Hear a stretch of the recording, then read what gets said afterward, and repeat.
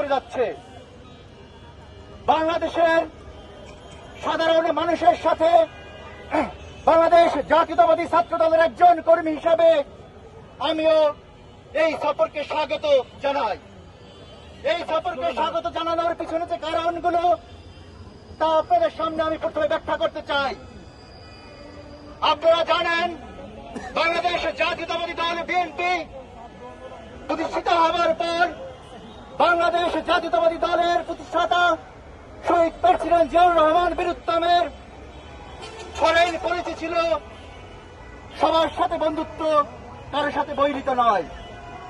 পরবর্তীতে শহীদ প্রেসিডেন্ট জিয়াউর রহমানের উত্তরসূরি হিসাবে দেশনেত্রী বেগম খালেদা জিয়া যখনই বাংলাদেশ পরিচালনার দায়িত্ব পেয়েছেন, তিনি বাংলাদেশ জাতীয়তাবাদী দলের সেই মূলমন্ত্রকে ধারণ করে রাষ্ট্র পরিচালনা করেছেন।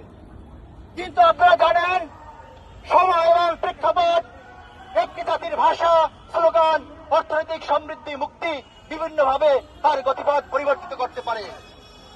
বিগত 17 বছর বিভিন্ন দেশ বাংলাদেশের উপরে যে নগ্ন হস্তক্ষেপ করেছে, তার পরিপ্রেক্ষিতে এদেশের মানুষ যে স্লোগান ধারণ করেছিল, সেই স্লোগানই বুকে ধারণ করেছিল আমার নেত্রী দেশনেত্রী বেগম খালেদা জিয়া। তিনি অত্যন্ত সাহসের সাথে উচ্চারণ করেছিলেন, বিদেশে আমাদের কোন প্রভু নেই, বিদেশে আমাদের বন্ধু আছে।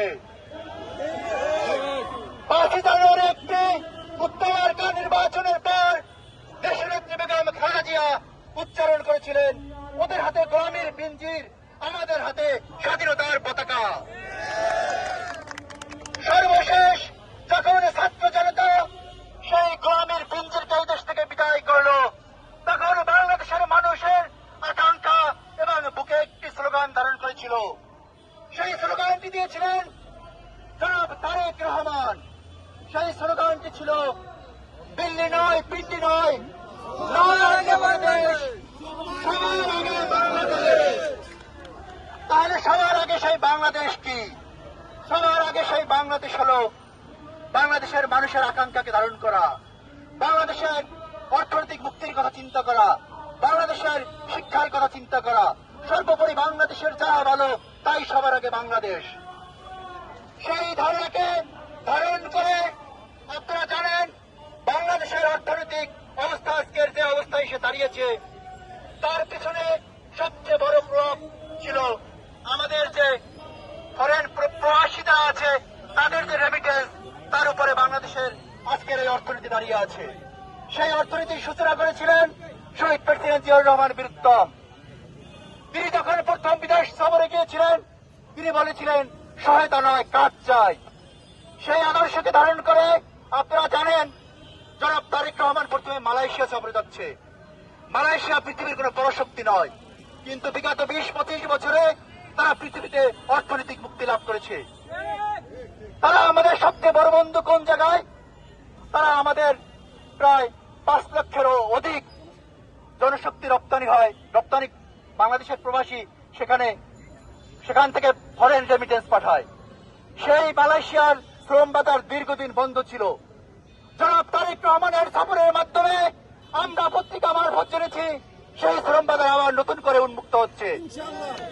জনাব তারেক রহমানের নির্বাচনে ইশতেহার ছিল আগামী 5 বছরে 1 কোটি মতো মানুষকে তিনি বিদেশে পাঠানোর ব্যবস্থা করবেন। সেই ইশতেহার অনুযায়ী যদি মালয়েশিয়ার এই শ্রম বাজার উন্মুক্ত হয়, তাহলে প্রায় 10 লক্ষ মানুষের কর্মসংস্থান হবে।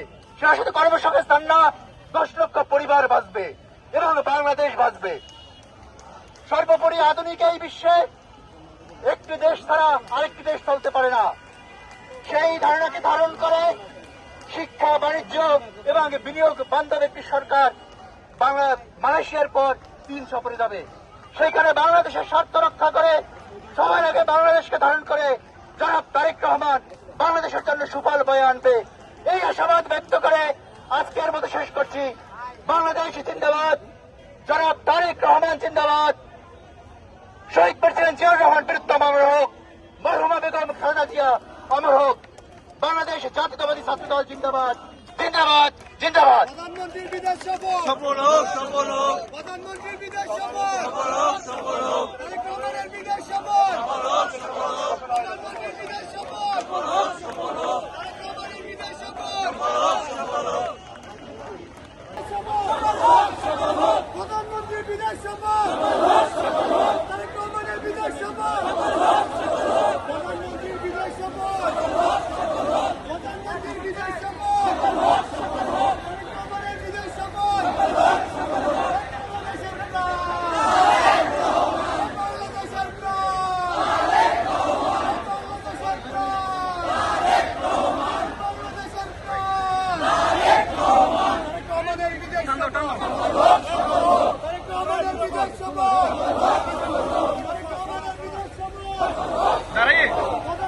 বিদেশ সফর বাংলাদেশের প্রাণ বাংলাদেশের প্রাণ বাংলাদেশের প্রাণ বাংলাদেশের প্রাণ তারেক রহমানের বিদেশ সফর তারেক রহমানের বিদেশ সফর তারেক রহমানের বিদেশ সফর প্রধানমন্ত্রীর বিদেশ সফর বাংলাদেশের প্রাণ বাংলাদেশের প্রাণ নেতা আছে ছাত্রদলের অভিভাবক নেতা আছে জনগণের প্রতিনিধি নেতা আছে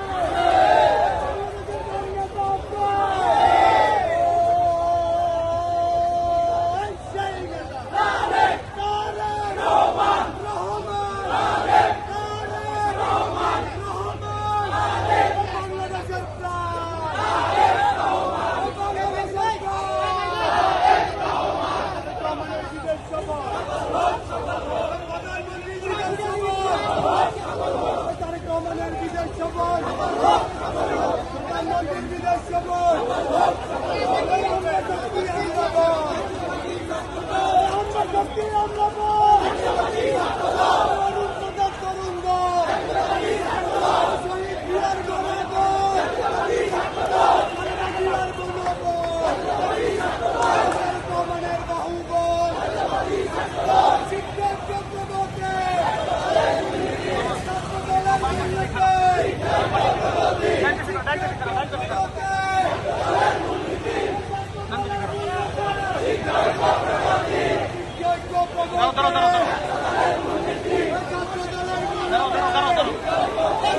প্রধানমন্ত্রীর বিদেশ সফর